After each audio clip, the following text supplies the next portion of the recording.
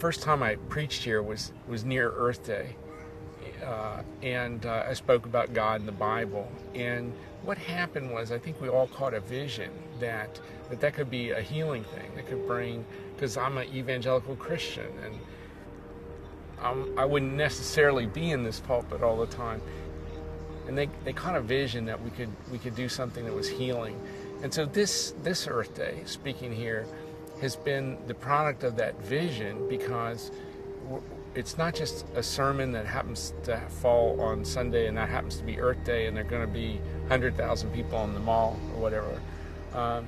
We're bringing all these people together that are from seminaries, and we're starting this historic Seminary Alliance. Over the last several decades, there's been a good amount of work that's gone into helping people of faith think about the connections between the scriptures and our faith and our ethical positions with the call to care for creation.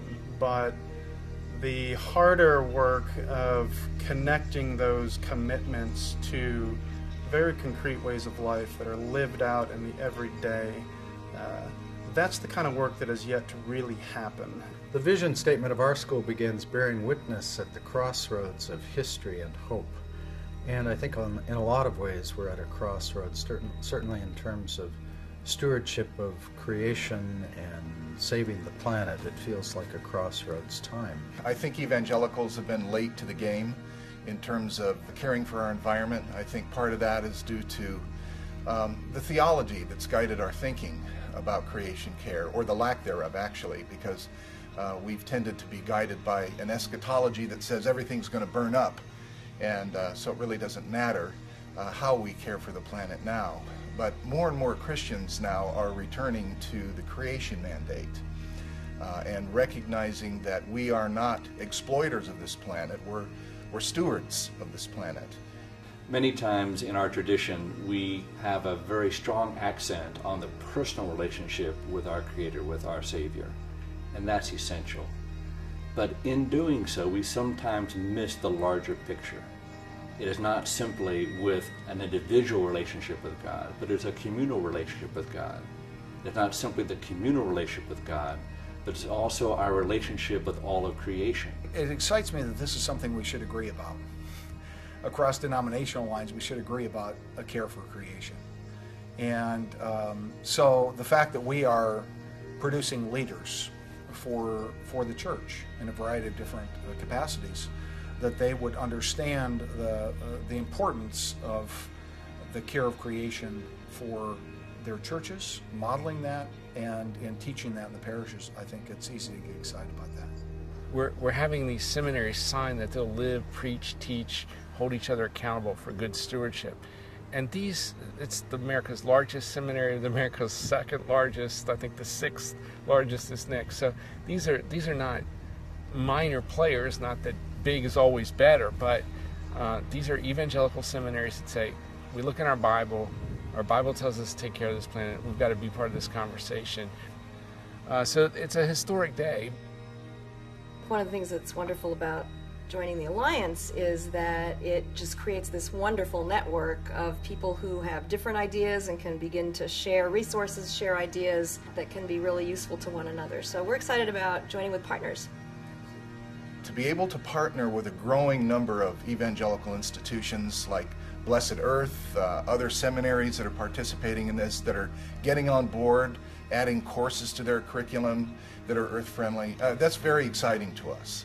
Well, I think the thing that gets me the most excited is thinking about the impact that we can have on the future of the church. So many of our students come to us with a deep passion for sustainability and green theology, and trying to articulate both in their theological imaginations and in their practices with the churches that they're going to be working with these two interests, sustainability and a passion for the gospel.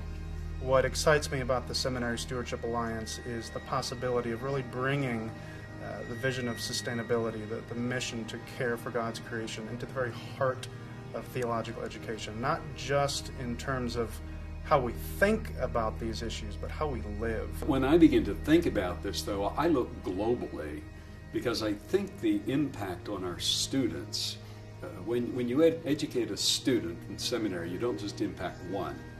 You impact churches, you impact broader cultures, and what starts out as an education of one individual who gets a hold of the commitments to caring for God's good creation, that begins to filter out through the church. In my own work, I'm a pastoral theologian, and I've been involved in women's issues and two-thirds world issues for a long time. And one of the ways I see this is that ecology is not some abstract issue or some issue that's just about tree huggers. You know, that environmental degradation directly affects people in poverty, people in two-thirds worlds, and people who are most vulnerable and at risk for environmental degradation also happen to be the people who are suffering other kinds of injustice. So I think there's a direct link between paying attention to the planet and paying attention to those who are oppressed. The time is now to bring those folks together. I've been involved in the Creation Care movement for 20 years in higher education, and things have been boiling, and it's come together. And I'm so excited that this initiative has taken off. It's pulled together from people from a variety of different traditions, in the Christian traditions, different seminaries and so on, and it's just going to make a big difference.